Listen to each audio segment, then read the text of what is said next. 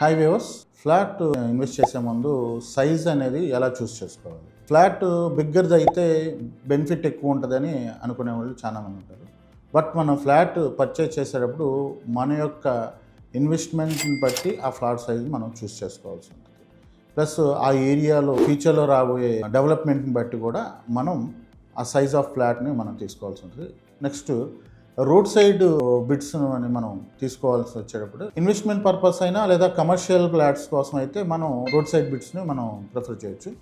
Family future planning కోసం అయితే మటుకు లేదా హౌస్ కన్స్ట్రక్షన్ చేసుకోవాలంటే మటుకు రోడ్ సైడ్ కన్నా కూడా కొద్దిగా లోపలికి తీసుకుంటే ఫ్యూచర్లో మనకు పొల్యూషన్ కానీ సౌండ్ పొల్యూషన్ కానీ మనకి దూరంగా ఉంటుంది. ఫ్లాట్ అనేది మన ఆర్థిక పరిస్థితిని బట్టి ఫ్యూచర్ని బట్టి మనం తీసుకోవాల్సి ఉంటుంది. ఎందుకంటే ఫ్యూచర్లో మన ఈఎంఐ అనేది బర్డెన్ కాకుండా ఉంటుంది.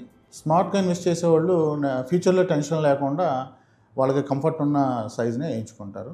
ఇలాంటి విషయాలను ఇంకా మనకు కావాలంటే మన బుకే ఫ్లాట్ ప్రైజ్ని ఫాలో అవ్వండి, సబ్స్క్రైబ్ చేయండి అండ్ షేర్ చేయండి.